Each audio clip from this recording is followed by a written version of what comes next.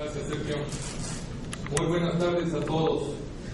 Es un gusto compartir este día con ustedes, donde celebramos el resultado de más de 8 años de trabajo, en los cuales el Comité del Indicador IMEF, con la asesoría técnica del INEGI, ha construido un trascendental indicador económico, el cual representa una invaluable herramienta de información para la toma de decisiones dentro de los negocios. La asesoría del INEGI es de gran peso para este indicador y lo convierte en algo único en su género en nuestro país. Además, es el único, como lo mencionó Gerardo, que se trabaja por parte del INEGI como una institución no gubernamental. A este esfuerzo se suma el apoyo desinteresado de Multivalores Casas de Bolsa y de HSBC, instituciones que brindan mensualmente lo necesario para que las sesiones técnicas se lleven a cabo y tengan continuidad. Muchas gracias a Alejandro Cavazos y a Sergio Martín Moreno por ello. Polémico en su emisión, destacan los momentos en que anunció antes que nadie cuando el país entró en desaceleración en 2008 y lo mismo cuando sucedió la recuperación y donde fue multicitado por nuestro actual presidente. Como ustedes saben, estamos conmemorando más de 100 emisiones mensuales del indicador, más de 100 lecturas del comportamiento económico de los sectores manufacturero y no manufacturero, y es de gran trascendencia todo cuanto nos indica cada mes y que posteriormente escucharemos en voz de Jonathan Hill.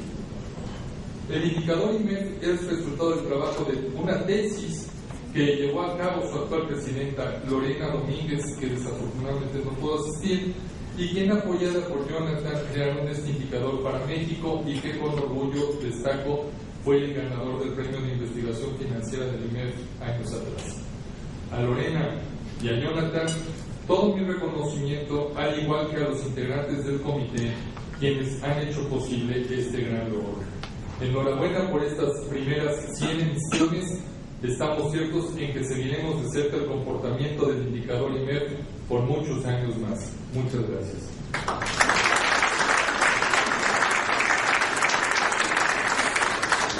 Muchísimas gracias a nuestro presidente nacional. Y bien, precisamente la mejor manera de celebrar es trabajando. Y eso es precisamente lo que planeó el Comité del Indicador.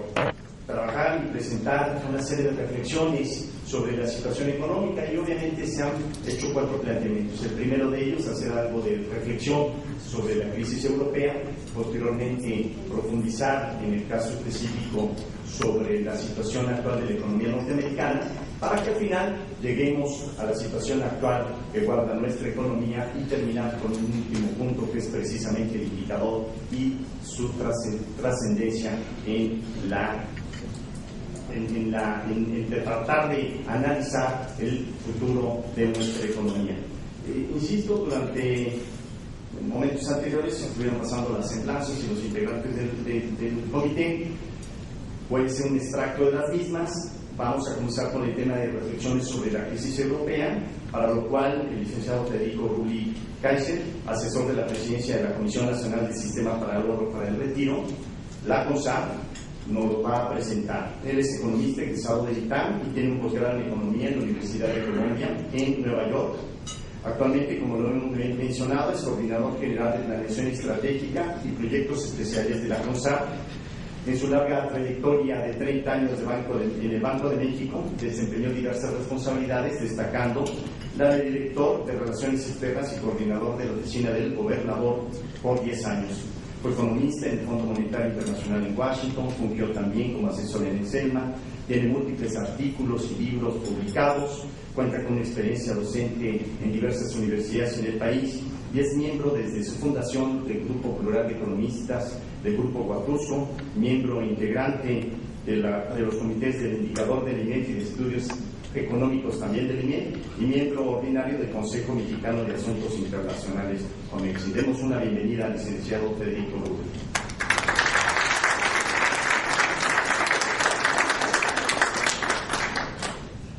Muy buenas tardes, un saludo a todos ustedes. Pues como miembro del Comité del Indicador INEF, desde luego me congratulo el que lleguemos a esta conmemoración de los 100 números del boletín, ¿no? Y bueno, pues desde luego, sobra decirlo, ya lo han reiterado, simplemente déjenme también pues mencionarlo, realmente el indicador se ha constituido una herramienta analítica fundamental y esto se ha logrado gracias a su credibilidad, ¿no? O sea, la credibilidad, como en todo, siempre cuesta trabajo construirla, la construimos a partir del comité poco a poco y creo que hoy día, como ya se mencionó, creo que es un indicador que goza de toda la credibilidad de la comunidad de los analistas en México, ¿no? Bien, en el tiempo que tengo asignado, quisiera yo compartir con ustedes unas muy breves reflexiones sobre la crisis europea.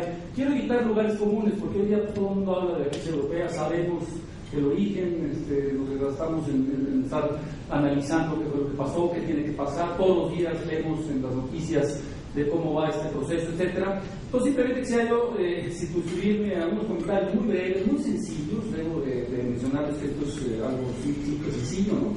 Pero sí quisiera compartir con ustedes esto, ¿no? Bueno, en primer lugar, es inevitable evitar los lugares comunes a los que yo hablaba, simplemente para contextualizar lo que está pasando. Déjenme simplemente destacar algunos de los rasgos pues de la eurozona y de esta crisis, ¿no? Bueno, la eurozona está entrando en su segunda recesión en poco menos de 3 años, ¿no? Ya se declaró que para el 2012 la eurozona va a tener un crecimiento negativo de medio punto porcentual. Entonces, bueno, está declarada ya la segunda recesión.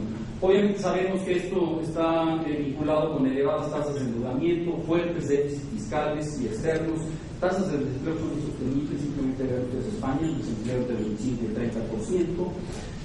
Pérdida de competitividad, a lo cual es uno de los comentarios que me quisiera yo referir en esta presentación un poquito más adelante, ¿no? Bien, lo que también es importante destacar es que en los países más afectados, todos sabemos quiénes son los más afectados, ¿no? Estos rasgos anteriores provienen de debilidades estructurales, ¿no? O sea, hay que señalar esto, no es un problema coyuntural.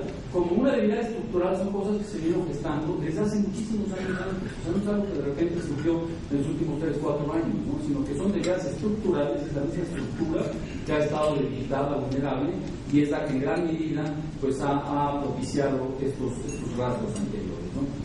Y aquí una reflexión, yo creo que el muy buen inicio que tuvo la Unión Monetaria Europea, yo creo que desafortunadamente no se tradujo en poder aprovechar el atender los problemas estructurales, ¿no? O sea, como que todo el mundo estuvo muy emocionado con el arranque de la Unión Monetaria Europea, se estaba creando una moneda común, pues toda la discusión era que esto iba a llevar probablemente a una integración económica mucho más amplia, una integración política, etcétera, ¿no? Arrancó muy bien la Unión Monetaria Europea, ¿no? Entonces esto pues también fue posponiendo y oscureciendo pues el atender los problemas más estructurales. Y otra vez los menciono, ¿verdad? Rigideces en los mercados laborales, una muy deficiente supervisión bancaria en algunas economías, porque no hubo el vínculo entre la Unión Monetaria Europea como administrador monetario de la región con, obviamente, la parte de supervisión y regulación de cada economía con sus bancos, ¿no? Un tema muy importante son en Europa hay muy sofisticadas transferencias financieras transfronterizas por la misma integración, que eso obviamente también trae sus problemas, ¿no? Y pues desde luego un elevado gasto en bienestar social, pensiones y salud principalmente, ¿no? Bien, pero entonces surge la pregunta, ¿es homogénea la eurozona? Más aún es Europa. La pregunta es muy obvia, obviamente que no. Pero ¿por qué parto de esta obviedad? Porque todo el mundo dice, es que Europa está en crisis, la crisis europea, la eurozona, ¿no? En un momento, yo creo que hay muchos participantes, muchos países integrantes de Europa y de la misma eurozona, pues que no les gusta que los midan por el mismo rasero, que les digan, es que toda la Unión Monetaria Europea está en peligro porque pues, todos somos irresponsables, ¿no? Yo creo que hay que tener mucho cuidado con ello. Entonces a eso me aboqué un poco a tratar de ver estas diferencias, ¿no? Aquí simplemente como referencia, ¿no? ¿Qué es Europa? Europa son 43 estados soberanos, ¿no? En la Unión Europea hay 27 miembros. La Unión Monetaria Europea, con el Banco Central Europeo y lo que es la eurozona, pues son 17 miembros, ¿no? En el primer grupo de la Unión Europea, para ser miembro de la Unión Monetaria, hay que ser miembro de la Unión Europea. Entonces, lo que está con rojo son los que están abajo como parte de la eurozona, ¿no? Con los 27. Y abajo pues, están los que no son miembros de ninguna, ¿no? O sea, ahí tienen ustedes mencionados. De ese grupo, déjenme mencionarles 4 que destacan. Suiza y Noruega, países muy estables, de gran tradición de estabilidad económica, ¿no? Entre otras cosas. Sin embargo, no han asumido deliberadamente este proceso de integración, este proceso integracionista de Europa. Entonces, Suiza y Noruega ni son miembros de la Unión Europea, obviamente usan poco de zona del euro. Y al final tienen ustedes ahí a Rusia y Turquía, son los casos limítrofes, ¿no? O sea, Rusia pues obviamente muy grande, abarca 3 continentes, pero hay una parte en donde sí se asumen ellos como europeos, y Turquía pues es lo mismo, ¿no? Entonces, en cualquier clasificación europea, pues ahí tienen como parte de ellos, ¿no? Bien, sin embargo, obviamente hay contagios, o sea, toda esta crisis obviamente a lo largo de este esfuerzo de integración pues ha tenido contagio, ¿no? Sin embargo, hay una gran disparidad y una gran varianza económica entre estas 43 naciones, ¿no? Entonces, yo lo que planteo, y es un ejercicio muy normativo, digamos, muy subjetivo que yo me permití hacer y que quiero compartir, ¿verdad? Yo dije, bueno, vamos a hacer una clasificación de estos 43 países, pero con un criterio económico. Y vamos a seguir 2 criterios básicos, ¿no? El criterio del manejo de las finanzas públicas y el criterio del crecimiento económico. Entonces, combinando estos 2 criterios, a mí me dan estos 5 bloques, ¿no? Y déjenme compartírselos con ustedes. Lo que yo calificaría la Europa ortodoxa, estos 7 países son totalmente ortodoxos en su manejo financiero y fiscal, y por ende pues, en su tasa de crecimiento, ¿no? Desde luego Alemania, Finlandia, Luxemburgo, que es su tamaño, es un caso de estabilidad sorprendente. Noruega, ojalá y en México hubiéramos adoptado el criterio de Noruega para manejar los excedentes petroleros como realmente lo ha hecho, lo bien que lo ha hecho en Noruega. Suecia, Dinamarca y bueno, Suiza, por supuesto, ¿sí? Después pasamos a los que todos conocen los responsables, ¿no? Grecia, Italia, Islandia, Portugal, España, son los autores de este gran desastre, ¿no? La Europa emergente reformada, esta es la joya de la corona, ¿sí? ¿Por qué es la joya de la corona? Es la Europa pujante. Son estas 9 economías que fueron parte del bloque soviético de la cortina de hierro, ¿no? Hasta hace unos 10-15 años, ¿no? Pero son los que hicieron lo correcto, y lo hicieron de una manera muy pujante, hicieron las reformas correctas que había que hacer en un tiempo muy, muy breve. Realmente le dieron la vuelta de 180 grados a sus economías, ¿no? Son un ejemplo de reforma, ¿no? Eslovaquia, Eslovenia, Estonia, ahí los tienen ustedes mencionados. Polonia y Hungría, que son los 2 más grandes, son un ejemplo pujante de reforma. O sea, ojalá en México hubiéramos aprendido el 20% de lo que reformaron estos países. ¿Cuál es el problema de este grupo de Europa que yo he llamado emergente reformado? Son muy chiquitos, la escala es muy pequeña. O sea, el PIB combinado de estas 9 economías, no dice el cálculo, pero pues, la intuición nos dice que es sumamente pequeña, ¿no? Luego viene lo que he denominado la Europa estable, los que pues, ni hacen cosas malas, hacen lo correcto, tienen obviamente sus vulnerabilidades, están más expuestos a los contagios, pero ahí la llevan, ¿no? Austria, Bélgica, Bulgaria, Chipre, Holanda, Rumania, Turquía, Ucrania y Bielorrusia, ¿no? Y finalmente un grupo que he denominado la Europa débil y vulnerable, Francia, Reino Unido, etc., ¿no? ¿Por qué Francia y Reino Unido? O sea, Francia y Reino Unido migraron del 4 al 5, ¿sí? Básicamente, ¿por qué? Pues por sus debilidades, de sus estados, de su sector financiero, de sus bancos, ¿no? O sea, sí deberían estar en el 4, pero bueno, son débiles y muy vulnerables, ¿no? Bien. Entonces, simplemente para ver unas cifras, esto no voy a ver en detalle estos números, pero lo que hice fue que de cada una de estas 5 clasificaciones que me permití hacer de manera totalmente subjetiva, me fui a un solo indicador, no al de finanzas públicas, porque no da tiempo, me fui al indicador del crecimiento. Entonces, el primer grupo de los ortodoxos, el promedio simple, debería ponderarlo, un promedio simple. El promedio simple de estas 7 economías para el 2012 es la perspectiva de un crecimiento esperado del 0.8%. Ahora, ahí está mi punto de la disparidad y la varianza. Vean ustedes cómo van variando las tasas, ¿no? O sea, Luxemburgo, a pesar de ser muy pequeño, tiene una tasa prevista de crecimiento negativo de 0.2%, Noruega 2%, en fin, ahí tienen ustedes los números, ¿no? La otra parte, la del desastre, Grecia menos 7.1%, España, que se me hace está subestimado, pero bueno, ahí el Fondo Monetario Internacional trae esa última estimación de 1.8%, el promedio simple nos da menos 2.4%. En la siguiente, el tercer grupo, pasamos a la siguiente, por favor. El tercer grupo, ¿no? los pujantes, ¿no? Los reformadores, pues bueno, en general 1.2%, ¿no? Prácticamente todos tasas positivas, uno que otro, pero otra vez destaca la gran varianza que hay entre estos, ¿no? El siguiente grupo, la Europa estable, 1.1%, ¿no? También destacan ahí los últimos 3, Turquía, Ucrania, Bielorrusia, tasas esperadas de crecimiento alrededor del 3%, pero también es negativo, ¿no? Y en la débil y vulnerable, pues lo mismo, 1.3 como promedio, pero ahí ven ustedes otra vez la gran varianza, ¿no? Aquí combiné 2 fuentes, la Fondo Monetario Internacional y la de la revista de Economía. Bien, la siguiente, aquí está el resumen de todo esto, ¿no? El PIB estimado para 2012 Lo que mencionaba yo al principio, se dice que la eurozona va a entrar en una recesión del menos 0.5%, ¿no? Y ahí es donde yo digo, pagan justos por pecadores, porque ahí metemos a todos en el mismo costal. No, la eurozona, hay recesión en Europa. Recesión en Europa, pensarán eso los de Europa ortodoxa, pensarán eso como grupo los de Europa emergente reformada, el número 4, el número 5. Obviamente no, entonces dicen, oye, no estamos pagando justos por pecadores, ¿por qué me mides con el mismo rasero?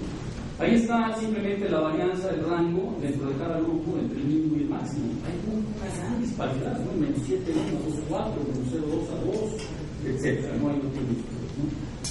Bien, pasamos a la siguiente. Ahora, a pesar de esta gran disparidad, y obviamente por el contagio, ¿no? O sea, obviamente estamos en un mundo globalizado y si hay este fenómeno de contagio, la problemática común hacia el futuro en Europa, ahora sí, de Europa global, los 5 grupos, ¿verdad? Es el crecimiento, lograr un crecimiento sostenible a tasas más elevadas. Y esto para la mayoría, ¿qué implica? Implicaría estos 5 puntos. Lo primero, aislar a los países más problemados para controlar la contaminación de nuestras economías. ¿Por qué pongo aislar entre comillas? Porque es difícil. O sea, ¿cómo vamos a aislar los problemas en una Europa integrada o manejándose esa integración de, por ejemplo, España, etc.? Entonces, obviamente, no son esfuerzos fáciles, pero de alguna manera hay que tratar de contener ese efecto de contaminación. Segundo, lo obvio, ajuste fiscal severo, no hay otra, ¿no? Si lo dicen con una crisis fiscal, no hay otra, hay que ajustarse, ¿no? En la mayoría de las economías del continente, y esto implica, obviamente, aplicar y fortalecer el contrato fiscal que se estableció hace unos cuantos meses de la eurozona para lograr una tendencia hacia la integración fiscal sólida, ¿no?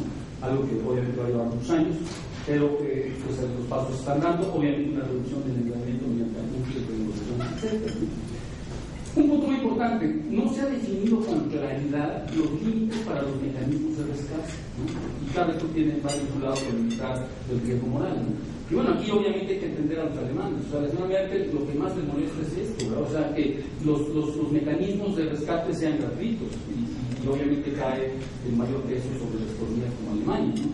Pues bueno, eso es algo que no se ha definido dentro de esta problemática, ¿no? Otro punto, continuar reforzando la regulación y supervisión financiera. Aquí, obviamente, el papel del G20 y del Banco Internacional de Pagos es crucial, ¿no? Y en la mayoría, pues lo que no se hizo cuando nació la Unión Monetaria Europea, ¿verdad? Hacer los ajustes estructurales que van encaminados a recuperar y fomentar la productividad, es algo que me quisiera yo ver ahora, ¿no? Adelante. Bien, entonces esto, pues sí, destaca de forma prominente este problema de la recuperación de la productividad. ¿Les suena familiar? O sea, esto, en un país que todos conocemos un sistema familiar, ¿no? Está el problema que tenemos la productividad. Bueno, pues pasa lo mismo, ¿no? Y eso es un gran obstáculo al crecimiento económico. Estos dos puntos son fundamentales. Y aquí, hagan de cuenta que hablo de México, no es lo mismo. El estancamiento de la productividad para la región es un rasgo preocupante. La pérdida de competitividad y productividad se refleja esencialmente en que los costos unitarios de la mano de obra, ¿no? Medidos como los costos de producción como resultado de combinar el salario con la productividad laboral, aumentaron a lo largo del tiempo en varias economías, tales como sabemos, España, Italia, Grecia, pero también en Alemania, Francia, Suiza, etc., ¿no? Bien, pasamos a la siguiente, por favor. Entonces, de la evolución de la productividad, ¿no? Nosotros sabemos que, nuestra experiencia también de México, sabemos que la productividad es el resultado de una interacción muy compleja de muchas variables. Y aquí me permito destacar solamente algunas. Es obviamente el resultado de la acumulación del capital humano, representado en educación, entrenamiento y capacitación de la mano de obra, salud, etc., ¿no? Acumulación de capital físico, todo esto mediante el proceso de ahorro, inversión y los cambios tecnológicos. Todo el andamiaje jurídico tiene que ser sólido, el Estado de Derecho, la seguridad y certeza jurídica, el respeto a los derechos de propiedad, etc. Definir el papel del gobierno en la economía, regulación fuerte, pero no inhibidora para la actividad económica, o sea, desregular lo que haga falta. Y promover la competencia en diversos sectores, desmantelar estructuras oligopólicas. Otra vez, me suena familiar. Promoción de la economía de la información para una mayor diseminación de datos, etcétera, lo que abarata los costos directos de producción y también disminuye los costos de transacción. Entonces, pues, por lo tanto, lo que esto requiere es que todas las reformas estructurales deben enfocarse a precisamente atacar todos estos factores, ¿no? Entonces paso a la última lámina, que es mi comentario final. Bueno, reitero, económicamente hablando, Europa no es homogénea, algo que es muy obvio, pero traté un poco de demostrárselos con estos datos, ¿no? Debe tenerse cautela de calificar los problemas serios de algunos países de la eurozona y generalizarlos para todas las economías del continente. Sí existe una fuerte dispersión de perspectivas de crecimiento y manejo de las finanzas públicas de los países. Y sin embargo, el contagio de condiciones de crisis es inevitable, aunque obviamente en grados diferenciados, ¿no? Asimismo, la contaminación hacia los mercados mundiales necesariamente se da por los canales convencionales que conocemos, el canal comercial, el canal real y el canal financiero, ¿no? Pero la misma varianza en economías europeas se promedia, se suaviza, y entonces esto hace que el impacto recesivo y por ende la propagación hacia la economía mundial tienda también a ser más suave. Y dos comentarios para México. México se ha visto contagiado por efectos de segundo orden por la crisis europea. ¿Qué quiere decir esto de segundo orden? Es decir, más por la vía de Estados Unidos. Europa afecta a Estados Unidos y Estados Unidos afecta a nosotros, más que nosotros de manera directa con Europa, ¿no? Entonces, no obstante, pues nuestro país debe perseverar en sus ajustes internos para tener una economía obviamente menos vulnerable y sensible a cualquier tipo de choque externo, llámese europeo, norteamericano, asiático. Muchas gracias.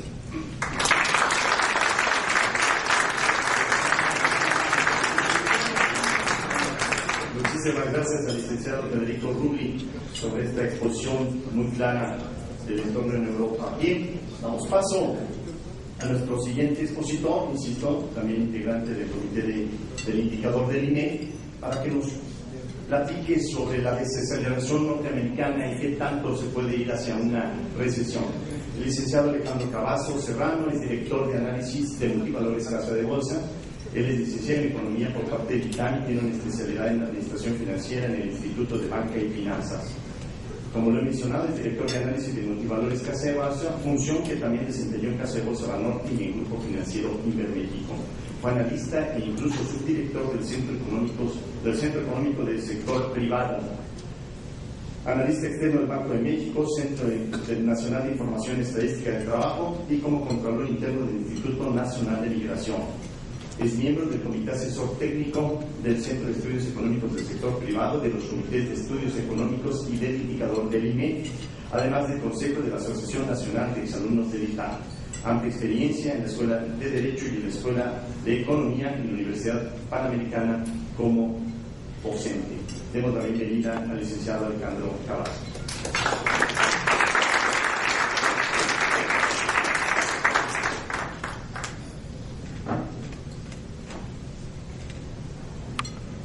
Bueno, muchas gracias. También me sumo a las felicitaciones al IMEF por el número siguiente de este boletín, ¿no?, sobre este indicador que realmente está haciendo una referencia para los analistas en el país, un indicador que cada vez cobra más importancia y que realmente pues, está ya presente no únicamente en la mente de los analistas, sino también de las autoridades. Muchas felicidades. Voy a quisiera un poco referirme a lo que estamos viendo en el caso de Estados Unidos, ver hacia dónde puede caminar la economía norteamericana y ver realmente si está en riesgo o no está en riesgo de ir hacia una recesión. Bueno, he tomado algunos indicadores, discúlpenme porque algunos están en inglés, no son referencias que tomé de algunas fuentes extranjeras, pero realmente lo que se aprecia es que ha sido, desde que terminó la recesión, una recuperación que no ha terminado de consolidar. O sea, realmente la economía viene creciendo a un ritmo modesto, no a un ritmo débil, no por debajo de lo que a todo el mundo le gustaría ver, y también por debajo de lo que ha sido la experiencia previa cuando se han dado recuperaciones anteriores. La línea clara que aparece aquí en azul, una línea clara en azul que está en la parte del medio, o se refiere al promedio de las recuperaciones de las últimas 10 recesiones que se han tenido, que son las que corresponden desde la Segunda Guerra Mundial, el siglo pasado hasta ahora, y la línea fuerte corresponde a la recuperación que estamos viendo ahora. Si ustedes ven, pues realmente es una recuperación que va muy por debajo, una recuperación que no termina de cerrar, ¿no?, una recuperación que se mantiene pues, por debajo de lo que todo el mundo quisiera. Simplemente más para comentar, es un índice, el índice 100 corresponde al segundo trimestre de 2009, segundo trimestre de 2009, que es cuando terminó la recesión, y a partir de cero hacia la derecha, bueno, son trimestres que son los que muestran la recuperación de acuerdo con este índice de la actividad económica. Pues llevamos prácticamente 38 meses de que cerró la recesión y todavía no vemos una recuperación firme que tenga a todo el mundo satisfecho. Bien, lo mismo ocurre con el empleo. El empleo realmente se ha rezagado de forma notable. En este gráfico básicamente lo que aparece son las recesiones que ha habido también en las 10 previas a la que actualmente estamos, a la que actualmente se tuvo, ¿no? Y lo que puede apreciarse también son los meses que han transcurrido entre el momento que inició la recesión y cuando se alcanza la tasa de desempleo que había cuando la recesión se inició. Realmente, si ustedes ven, cuando estamos en la línea roja, en la parte inferior, llevamos alrededor de 52 meses, ¿no? Que son los transcurridos desde que inició la recesión en diciembre de 2007, y todavía estamos muy lejos, ¿no?, de que se alcance la tasa de desempleo que existía previamente. De hecho, estamos alrededor de 4 puntos todavía por arriba de ese nivel. O sea, realmente ha sido quizá en materia de empleo en donde más se ha resentido, en donde no se han visto los efectos, no la recuperación. Llevamos muchos trimestres, pero realmente en materia de empleo los resultados han sido extremadamente pobres. Así no. Bien, yo creo que desde que inició la recesión, nadie estaba esperando que fuera desde que inició la recuperación, nadie estaba esperando que fuera una recuperación rápida, no, al contrario. Yo creo que cuando inició todo el mundo pensaba que iban a transcurrir varios años con crecimientos muy modestos, con crecimientos muy bajos, sobre todo por la problemática que se vivió a lo largo de la recesión. Realmente es una recesión, ¿no?, a la que se le ha calificado como la gran recesión, quizá la peor desde la Gran Depresión del siglo pasado, y tuvo como causas, factores que afectaron de manera muy importante el patrimonio de los hogares, que también afectaron, ¿no?, la misma estructura de la mecánica de operación de la economía norteamericana en términos del crédito. Pero vimos, por ejemplo, un desplome muy fuerte en el caso de los precios de los bienes raíces, sobre todo de las casas, ¿no?, caídas de más del 30%, que implica un deterioro muy impresionante en los niveles de riqueza de la comunidad, y eso obviamente implica un freno inmediato en los niveles de gastos. Lo mismo también, la gente se había apalancado de forma extraordinaria, los niveles de apalancamiento llegaron a ser excesivos.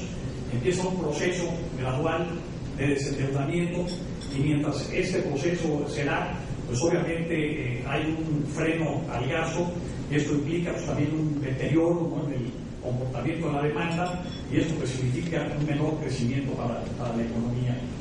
A esto hay que sumarle también, pues obviamente, el desánimo que se genera, sobre todo por estos factores, ¿no? Hay un desplome en los índices de confianza, están todavía en niveles muy por debajo de los que llegaron a observarse antes de que iniciara la recesión.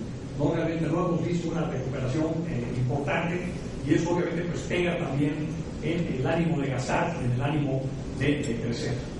Y finalmente, ¿no?, en la parte inferior derecha pues aparece el comportamiento del ingreso en términos de lo que ha ocurrido también con recuperaciones anteriores.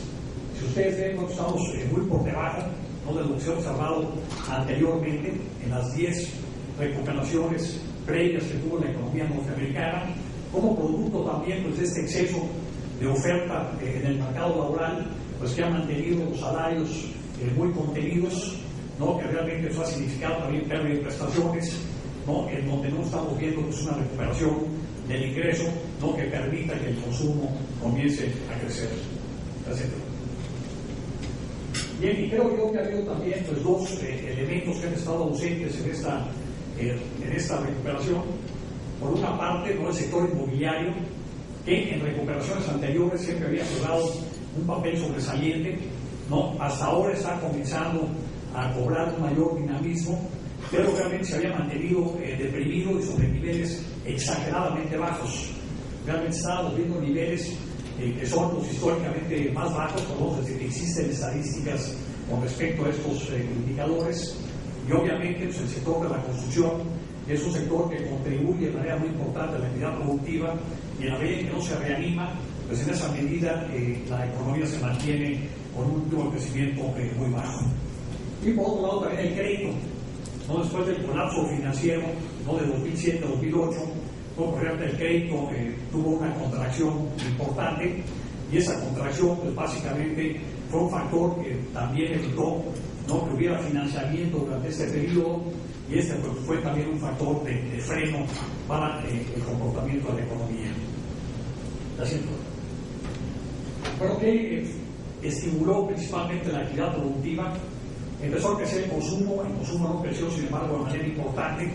Las exportaciones fueron un detonador relevante. Las exportaciones crecieron en promedio mucho más de lo que lo habían hecho en recuperaciones anteriores.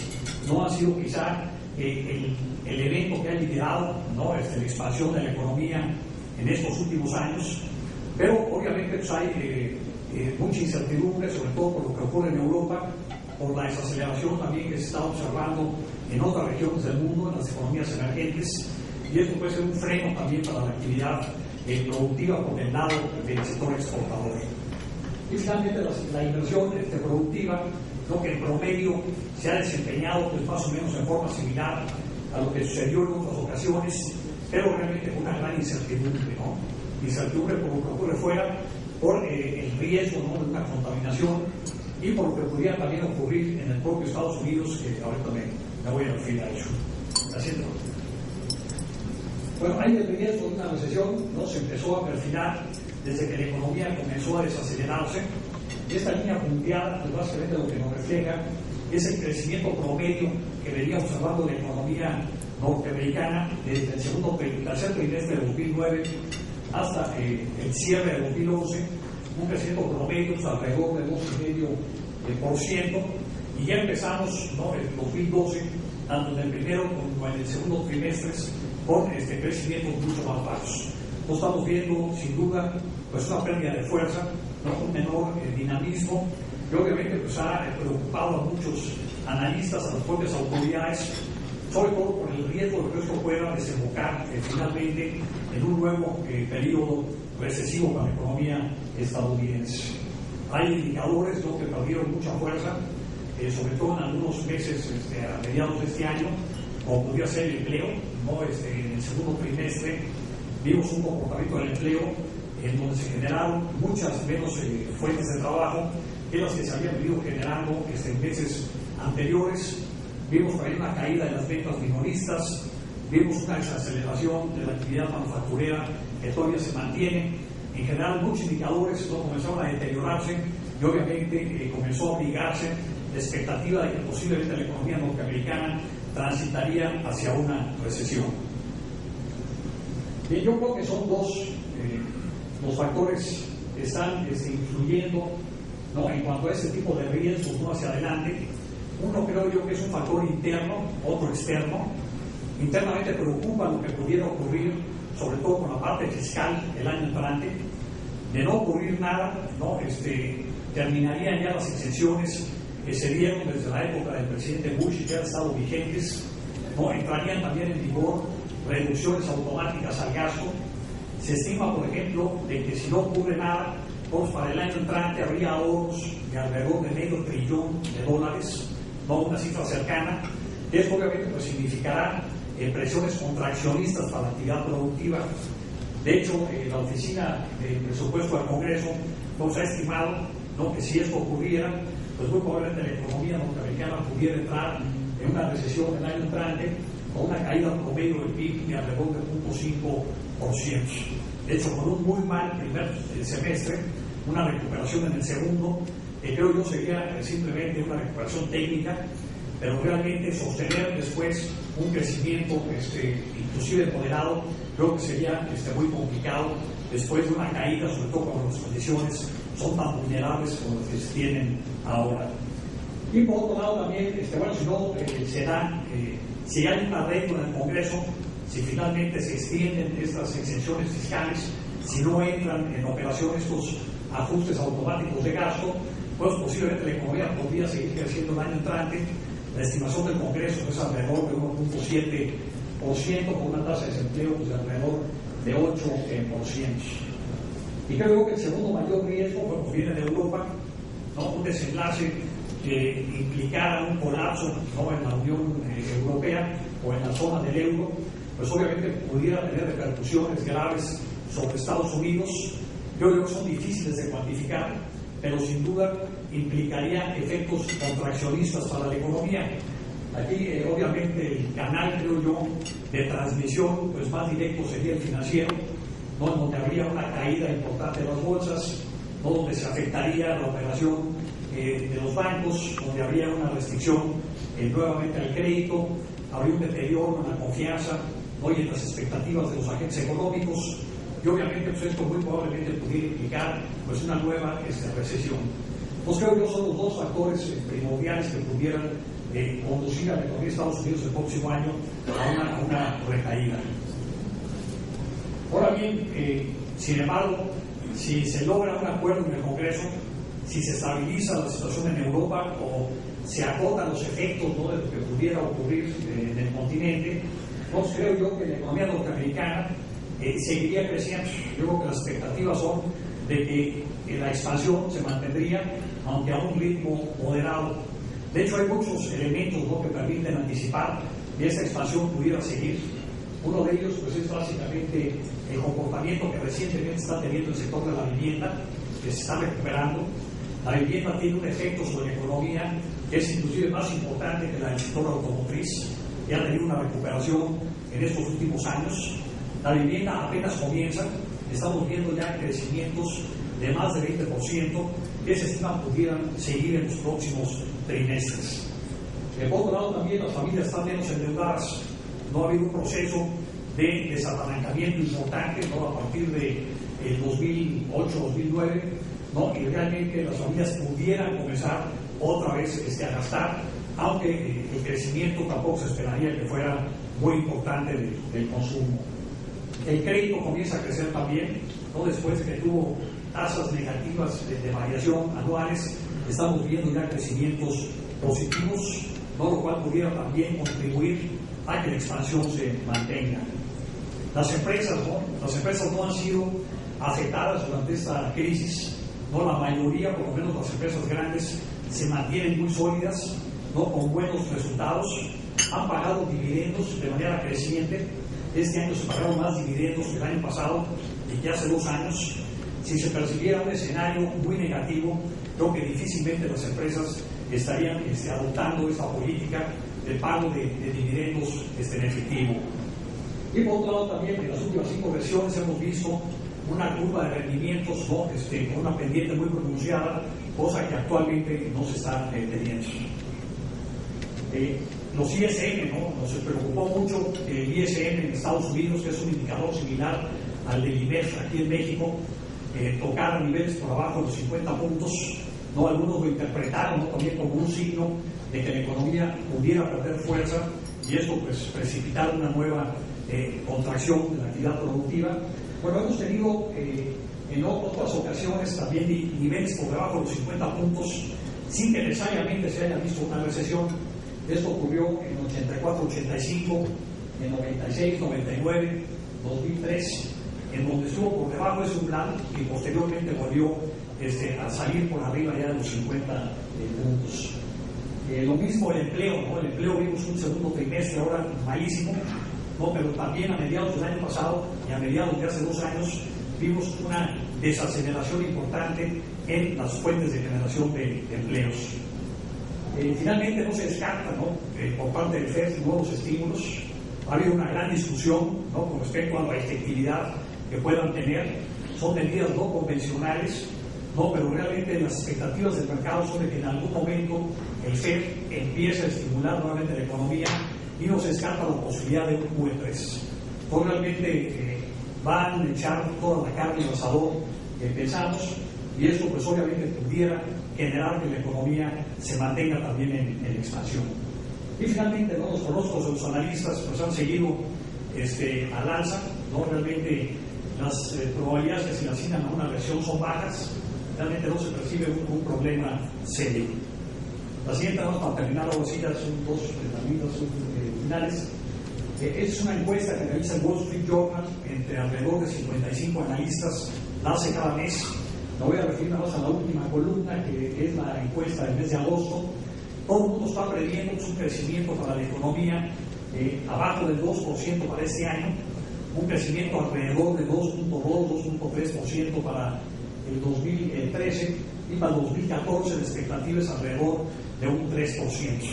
O sea, desaceleración este y el próximo año, crecimientos moderados en el 2014 y hacia adelante. Y la última es simplemente las probabilidades de recesión, ¿no? La probabilidad que se le asigna por parte de los analistas es de alrededor de un 22%, ¿no? Que realmente pues, es una probabilidad baja. No se está descontando que no hay un colapso en Europa y se está descontando de alguna manera que también se habrá algún arreglo en el Congreso, ¿no? Para evitar, ¿no? Que haya este sobreajuste fiscal, ¿no? Que puede empujar a la economía hacia una recesión. Obviamente pensamos, ¿no? Que la economía pudiera seguir creciendo, están estos dos riesgos, ¿no? El crecimiento del año entrante no va a ser muy diferente al del 2012 y obviamente Europa pues, va a seguir siendo un tema sin duda. Bueno, muchas gracias.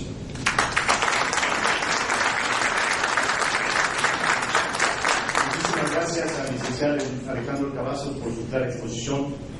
Y damos paso a México. México a contracorriente, podremos mantener el paso. Y este va a estar a cargo del doctor Sergio Martín Moreno, quien es economista en jefe para México de HSBC. El doctor Sergio Martín Moreno se ha especializado en economía del país y sus perspectivas por cerca de 30 años de actividad. Como lo he mencionado, actualmente es economista principal para México de HSBC y su experiencia profesional incluye posiciones importantes y relevantes tanto en el gobierno federal, la banca, en lo que destaca Banca CETIN y en Equivarius, JP Morgan Chase y el Fondo Monetario Internacional. Tiene múltiples publicaciones, igualmente ha sido profesor en distintas universidades en el país. Demos la bienvenida al doctor Sergio Martín Moreno.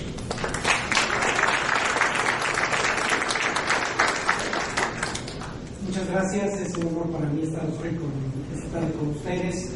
Igualmente me uno igual que las personas que me ofrecieron la palabra a la celebración de los 100 años de este indicador IMEF. Son 10 años de esfuerzo continuo, día a día, reuniones, discusiones entre colegas distinguidos que han hecho este indicador lo que es hoy una referencia obligada para seguir a la economía mexicana. Yo llevo participando 4 años nada más en él, pero han sido 4 años de satisfacción de ver a mis colegas discutir con conocimiento acerca de lo que puede pasar en la economía mexicana y ofrecer a aquellos que la siguen un indicador de tanta relevancia, especialmente a Yolanda Gil y a Moreno Domínguez, que se han distinguido precisamente por su entusiasmo y gran esfuerzo por mantener este indicador, desde luego amparado por la gran institución que es el IMEF.